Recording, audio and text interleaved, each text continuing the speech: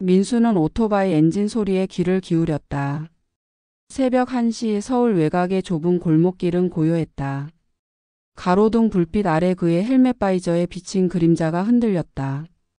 배달앱 알림이 울리며 화면에 새 주문이 떴다. 치킨 강남구 역삼동. 그는 한숨을 내쉬며 엑셀을 밟았다. 민수와 지연은 결혼 7년 차였다. 대기업 사원이었던 민수는 2년 전 구조조정으로 퇴사한 뒤 중소기업에 겨우 자리를 잡았다. 하지만 월급은 반토막, 집세와 생활비는 그대로였다. 지연은 민수의 퇴사 이후 점점 날카로워졌다. 당신 언제쯤 예전처럼 돌아갈 건지 말해줘. 그녀의 말은 칼날처럼 민수의 가슴을 찔렀다. 그래서 민수는 비밀을 만들었다. 낮에는 회사원, 밤에는 배달 라이더. 지연에게는 야근이라 둘러댔다. 헬멧을 쓰고 오토바이를 몰며 그는 잠시나마 자유로웠다. 하지만 그 자유는 늘 피로와 뒤섞였다. 오늘도 배달을 마치고 잠시 멈춘 골목에서 그는 헬멧을 벗었다. 땀에 젖은 이마를 닦으며 중얼거렸다. 이게 언제까지일까? 집으로 돌아가는 길 민수는 지연의 최근 변화를 떠올렸다. 그녀는 자주 외출했고 옷차림도 달라졌다. 예전엔 청바지와 티셔츠로 충분했던 그녀가 요즘은 세련된 원피스와 화장을 꼼꼼히 했다. 친구들이랑 쇼핑 좀 했어. 지연의 대답은 늘 가볍게 들렸지만 민수의 가슴엔 미묘한 불안이 고였다. 집에 도착하자 현관은 어두웠다. 지연은 이미 잠들었는지 거실엔 그녀가 벗어놓은 외투만 덩그러니 걸려 있었다. 민수는 조용히 방으로 들어가 침대에 누웠다. 지연의 고른 숨소리가 들렸다. 그는 그녀의 얼굴을 바라보다 천장을 올려다봤다. 내가 너무 예민한 건가? 그는 그렇게 생각하며 눈을 감았다. 다음 날 밤 민수는 또 배달을 나갔다. 앱에서 주문이 끊이지 않았다. 치킨, 떡볶이, 족발. 그는 묵묵히 음식을 싣고 골목을 누볐다. 새벽 2시 마지막 주문을 마치고 오토바이를 세웠다. 헬멧을 벗으며 그는 스마트폰을 확인했다. 지연에게서 온 메시지가 하나 있었다. 오늘도 늦어? 그는 짧게 답했다. 응, 곧 들어갈게. 하지만 화면을 끄며 그는 알 수 없는 무게감을 느꼈다. 민수는 다시 헬멧을 썼다. 바람이 차가웠다. 그는 오토바이를 몰며 생각했다. 조금만 더 버티자. 지연을 위해서라도. 하지만 그 순간 그의 머릿속엔 지연의 세련된 원피스와 그녀의 미소가 떠올랐다. 그 미소가 자신을 향한 것인지 아니면 다른 누군가를 위한 것인지 그는 알 수 없었다. 일주일 후 민수의 오토바이는 모텔 간판 불빛 아래 멈췄다. 간판엔 블루문 모텔이란 이름이 적혀 있었다. 배달 앱엔 302호 초인종 누르고 문 앞에 놓아두세요 라는 메모가 있었다. 민수는 치킨 봉지를 들고 계단을 올랐다. 복도엔 희미한 형광등이 깜빡였다. 302호 앞에 도착한 그는 초인종을 눌렀다. 문 안쪽에서 부스럭거리는 소리가 났다. 민수는 헬멧 바이저를 내리고 치킨을 문 앞에 내려놓았다. 배달원으로 일하며 익힌 습관이었다. 얼굴을 드러내지 않는 것, 불필요한 대화를 피하는 것. 그런데 문이 열렸다. 배달이요? 익숙한 목소리에 민수의 심장이 멎는 듯 했다. 문틈으로 고개를 내민 여자는 지연이었다. 그녀는 민수를 보지 않고 바닥에 놓인 치킨 봉지를 집어들었다. 민수는 순간 숨을 멈췄다. 헬멧 덕에 얼굴은 가려졌지만 그의 손은 떨리고 있었다. 지연은 봉지를 들고 문을 닫았다. 문 안쪽에서 희미한 남자의 목소리가 들렸다. 누구야? 지연의 대답은 작았다. 배달. 민수는 그 자리에 얼어붙은 듯 서 있었다. 머릿속이 새하얘졌다. 지연이 여기서 왜? 그는 비틀거리며 복도를 걸어 나왔다. 계단을 내려오며 헬멧을 벗었다. 차가운 공기가 얼굴을 스쳤다. 그는 오토바이에 올라타 손잡이를 꽉 쥐었다. 이게 뭐야? 대체. 그는 혼잣말을 내뱉으며 엔진을 켰다. 하지만 어디로 가야 할지 알 수 없었다. 민수는 결국 근처 공원에 오토바이를 세웠다. 벤치에 앉아 스마트폰을 꺼냈다. 지연에게 전화할까 고민했지만 손가락은 움직이지 않았다. 그는 모텔에서의 장면을 떠올렸다. 지연의 목소리, 문 안쪽의 남자. 그의 가슴엔 분노와 혼란이 뒤섞였다. 그는 배달 앱을 열어 방금의 주소를 다시 확인했다. 블루문 모텔 302호. 그는 그 주소를 외우듯 되뇌었다. 지연이 저기서 뭘 한 거지? 그는 답을 찾으려 했지만 머릿속은 점점 더 복잡해졌다. 민수는 다시 헬멧을 썼다. 엔진 소리가 공원을 울렸다. 그는 도로로 나서며 결심했다. 알아내야 해. 그날 밤 민수는 집에 들어가지 않았다. 그는 24시 카페에 앉아 커피를 마시며 생각을 정리했다. 지연이 모텔에 있었다는 사실이 그의 머리를 떠나지 않았다. 그는 스마트폰을 꺼내 지연의 메시지를 다시 읽었다. 오늘도 늦어? 그 문장이 갑자기 낯설게 느껴졌다. 며칠이 지났다. 민수는 지연을 관찰하기 시작했다. 그녀의 외출 시간, 옷차림, 심지어 스마트폰을 잠깐 내려놓는 순간까지. 지연은 민수의 변화를 눈치채지 못했다. 요즘 회사 바빠? 그녀의 물음은 평소처럼 가벼웠다. 민수는 고개를 끄덕이며 대답했다. 응, 좀. 하지만 그의 눈은 날카로워졌다. 어느 날 밤 지연이 친구랑 밥 먹는다며 나간 뒤 민수는 그녀를 따라갔다. 배달 오토바이를 타고 지연의 차를 뒤쫓았다. 그녀는 역삼동의 그 모텔로 향했다. 민수는 심장이 쿵쾅거렸다. 모텔 근처 골목에 숨어 그는 기다렸다. 차가운 벽에 등을 기댄 민수의 숨소리는 거칠었다. 스마트폰 화면의 시간은 느리게 흘렀다. 1시간쯤 지났을까 모텔 출입문이 열리며 지연이 낯선 남자와 함께 나왔다.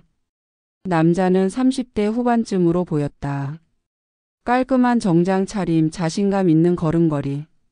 지연은 그의 팔에 기대 웃고 있었다. 그 미소는 민수에게 너무나 낯설었다. 그는 주머니에서 스마트폰을 꺼내 떨리는 손으로 사진을 찍었다. 플래시 없이 연속으로 셔터를 눌렀다.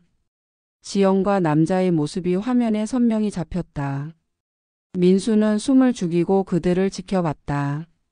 두 사람은 모텔 주차장으로 향했다. 남자가 열쇠를 꺼내 검은 세단의 문을 열자 지연이 조수석에 탔다. 민수는 골목 끝에 세워둔 오토바이로 달렸다. 헬멧을 쓰며 엔진을 켰다. 심장이 쿵쾅거렸지만 그는 차분히 그들의 차를 따라갔다. 세단은 역삼동의 번잡한 도로를 지나 강남 중심가로 향했다. 민수는 거리를 유지하며 조심스럽게 미행했다. 네온 사인이 번쩍이는 거리, 차량들 사이를 뚫고 그는 오토바이를 몰았다. 태연의 검은 세단은 역삼동을 빠져나와 익숙한 동네로 들어섰다. 민수의 심장이 덜컹였다. 그곳은 지연과 함께 사는 그들의 아파트 근처였다. 세단이 아파트 단지 입구에 멈추자 지연이 조수석에서 내렸다. 그녀는 태연에게 가볍게 손을 흔들고 아파트 안으로 사라졌다.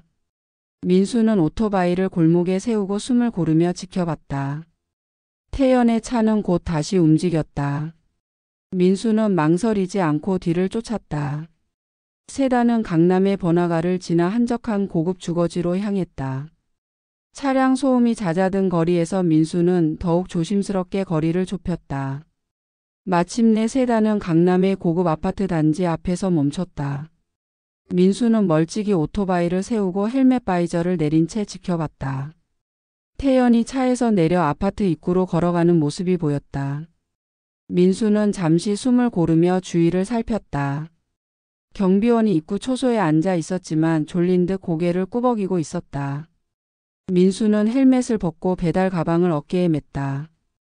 배달원인 척하면 의심받지 않을 터였다. 그는 오토바이를 골목에 숨기고 단지 안으로 들어갔다. 심장이 쿵쾅거렸지만 발걸음은 차분했다. 주차장으로 향한 민수는 태연의 검은 세단을 금세 찾았다. 차는 지하 주차장 입구 근처에 주차되어 있었다. 민수는 주변에 CCTV가 있는지 확인하며 조심스럽게 다가갔다. 세단의 앞 유리창 아래 대시보드에 명함 한 장이 놓여 있었다. 민수는 떨리는 손으로 스마트폰을 꺼내 그 번호를 찍었다. 번호 옆에는 김태현이라는 이름까지 적혀 있었다. 그는 입꼬리가 살짝 올라갔다. 이걸로 충분해. 그때 멀리서 엘리베이터 문이 열리는 소리가 들렸다. 민수는 황급히 세단 뒤로 몸을 숨겼다. 발소리가 가까워졌다가 멀어졌다. 그는 숨을 죽인 채 기다렸다. 아무도 오지 않자 그는 다시 일어섰다. 연락처를 한 번 더 확인한 뒤 민수는 주차장을 빠져나왔다.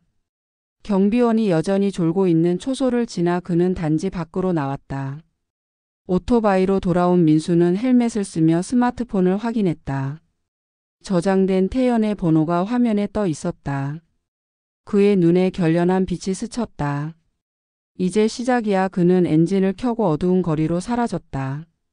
민수는 태연의 집 주소를 손에 쥐고 고민했다. 지연을 직접 추궁할까? 하지만 그건 너무 단순했다. 그는 더 큰 그림을 그리고 싶었다. 복수 그리고 그로 인한 해방감. 그는 스마트폰에 새 번호를 개통했다. 익명으로 태연에게 문자를 보냈다. 김태연, 지연과 내 관계를 알고 있다. 사진도 있다. 1억을 보내지 않으면 모두 공개한다. 문자를 보내고 민수는 숨을 고르며 기다렸다. 1시간 뒤 태연에게서 답이 왔다. 누구야? 장난치지 마. 민수는 미소를 지었다. 그는 사진 한 장 지연과 태연이 모텔에서 나오는 모습을 보냈다. 이번엔 답이 빨리 왔다. 돈을 어디로 보내나? 민수는 잠시 고민했다. 계좌는 흔적을 남길 수 있었다. 그는 머릿속으로 익숙한 장소를 떠올렸다. 역삼동 외곽, 배달 일을 하며 자주 지나던 폐쇄된 공장 건물. 인적이 드물고 골목이 많아 빠져나가기 쉬운 곳이었다. 그는 문자를 입력했다. 계좌는 안 돼. 현금 1억을 일주일 뒤 밤 11시까지 역삼동 옛 성진 공장 정문 앞 쓰레기통 옆에 놓아. 혼자 와. 감시하고 있다. 일주일 뒤 민수는 오토바이를 끌고 공장 근처로 향했다. 밤 10시 그는 공장 맞은편 골목에 오토바이를 세웠다. 시동을 켜둔 채 엔진 소리를 낮게 유지했다.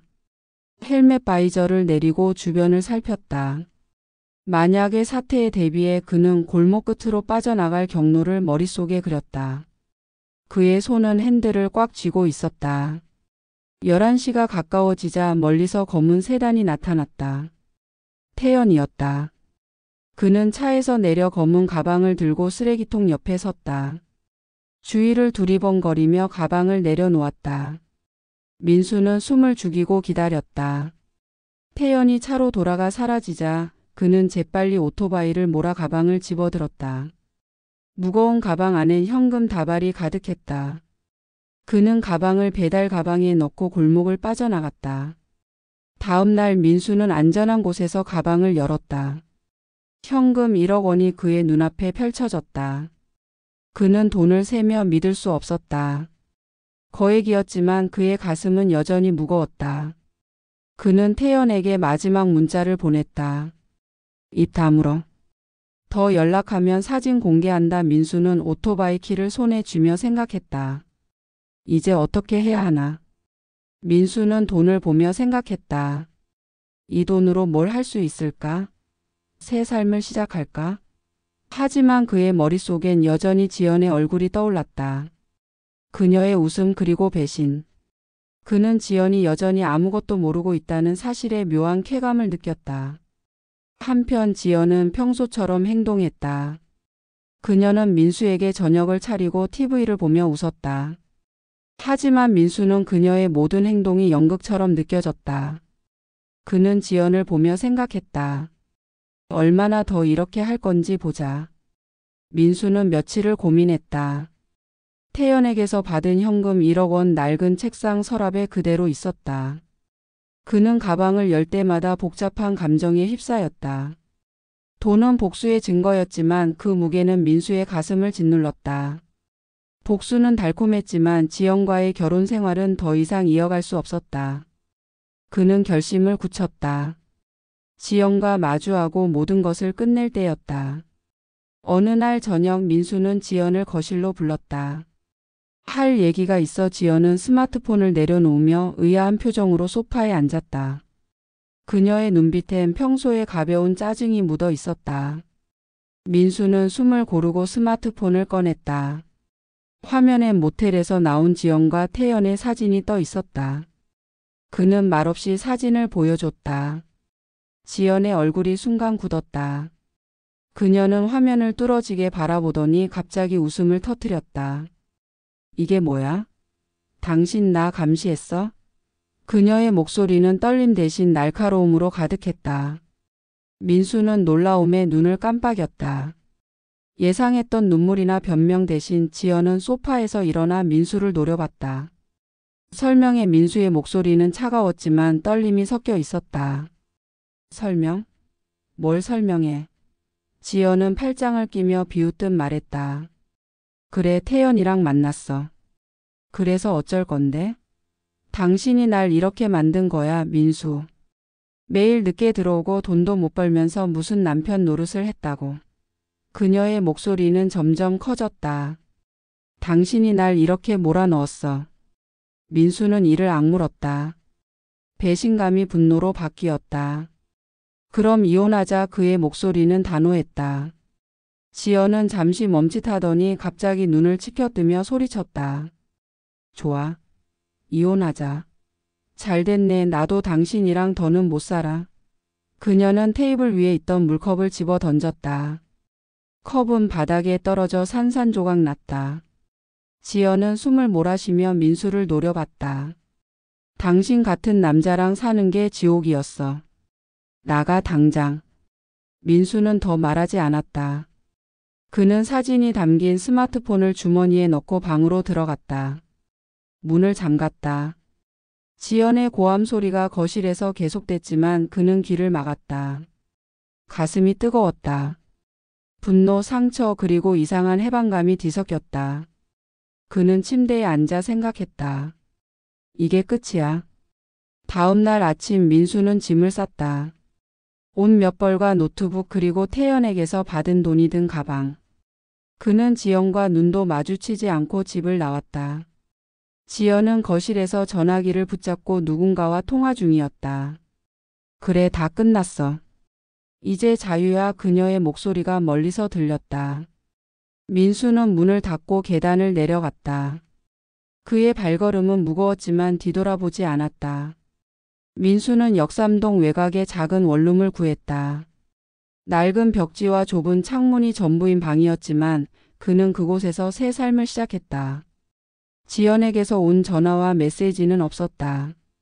그는 오토바이를 몰며 배달 일을 계속했다. 헬멧 속에서 그는 자유를 느꼈다. 하지만 밤마다 원룸에 홀로 앉아 있을 때면 지연의 마지막 말이 머릿속을 맴돌았다. 당신이 날 이렇게 만든 거야. 그는 그 말에 무게를 곱씹으며 잠을 설쳤다. 한편 지연은 이혼 서류에 서명한 뒤 태연에게 달려갔다. 그녀는 강남의 고급 카페에서 태연을 만났다. 태연은 여전히 자신감 넘치는 미소를 띠고 있었지만 눈빛은 어딘가 불안했다. 지연은 테이블 너머로 손을 뻗으며 말했다. 태연, 나 이혼했어. 이제 우리 같이 살자.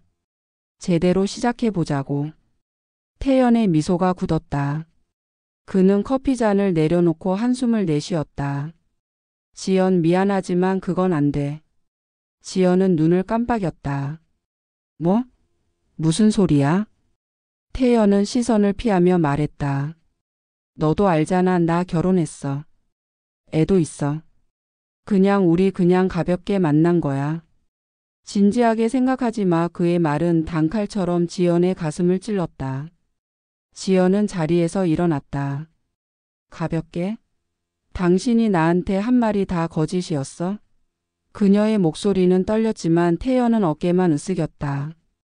미안. 하지만 이게 현실이야. 그는 지갑에서 카드만 꺼내 계산을 마치고 카페를 나갔다. 지연은 멍하니 그의 뒷모습을 바라봤다. 그녀의 손은 주먹을 쥐고 부들부들 떨렸다. 며칠 뒤 지연의 분노는 폭발했다. 그녀는 태연의 집 주소를 알아냈다. 민수가 태연을 미행하며 얻은 정보는 아니었다. 지연은 태연이 자랑하듯 말했던 강남 아파트의 위치를 기억하고 있었다. 그녀는 태연의 부인 수진을 찾아갔다. 수진은 30대 후반의 품격 있는 여성이었지만 지연의 방문을 받고 당황한 기색이 역력했다.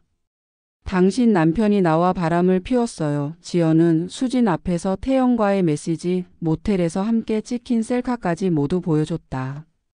그녀의 목소리는 차갑고 날카로웠다. 이 남자가 당신을 배신했어요. 나도 이용당했지만 당신이 이걸 모르고 사는 건 불쌍해서 못 보겠네요. 수진은 처음엔 믿지 않으려 했다.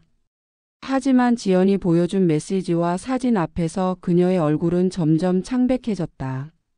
그녀는 손끝이 떨리는 것을 감추려 애썼다. 고맙습니다. 알려줘서. 수진의 목소리는 담담했지만 눈빛엔 분노와 체념이 뒤섞여 있었다. 지연은 아무 말 없이 아파트를 나왔다. 그녀의 발걸음은 가벼웠지만 가슴은 여전히 텅 비어 있었다. 그로부터 몇 주 뒤 태연은 여전히 강남의 고급 아파트에서 살았다. 수진은 이혼을 요구하지 않았다. 그녀는 이미 오래전부터 태연의 불륜을 눈치채고 있었다. 늦은 밤 그의 옷에서 나는 낯선 향수 냄새, 갑작스러운 출장, 그리고 은행 계좌에서 빠져나간 거액의 현금. 수진은 어리석지 않았다. 하지만 태연의 재력, 그가 운영하는 회사의 주식과 부동산은 그녀와 아이들의 생활을 지탱하는 기둥이었다. 그녀는 분노를 삼키고 침묵을 택했다. 태연은 지연의 폭로 이후 수진의 눈빛이 달라진 것을 느꼈다. 그녀는 더 이상 다정한 대화를 나누지 않았고 밤이면 각자의 방에서 잠을 잤다. 하지만 수진은 그를 떠나지 않았다. 아이들을 위해 참는 거야. 그녀는 차갑게 말하며 태연을 지나쳤다. 태연은 불편한 동거를 이어갔다. 그는 지연을 원망했지만 그녀는 이미 그의 삶에서 사라져 있었다. 지연은 혼자가 됐다. 하지만 밤마다 태연의 거절과 민수의 차가운 눈빛이 떠올랐다. 그녀는 자유를 외쳤지만 그 자유는 공허함으로 가득했다. 민수가 떠난 집, 태연이 떠난 카페, 그리고 그녀가 잃은 모든 것들이 그녀를 짓눌렀다. 민수는 여전히 오토바이를 몰았다. 배달 앱의 알림 소리가 그의 일상을 채웠다. 헬멧 속에서 그는 가끔 미소 지었다. 새 삶이 시작되고 있었다. 하지만 그 미소 뒤엔 여전히 지연의 그림자가 있었다. 그는 오토바이 엑셀을 밟았다. 서울의 밤거리가 그의 앞에 펼쳐졌다. 민수는 헬멧 바이저를 내리고 바람을 느꼈다. 새 삶은 아직 불확실했지만 그는 앞으로 나아가기로 했다.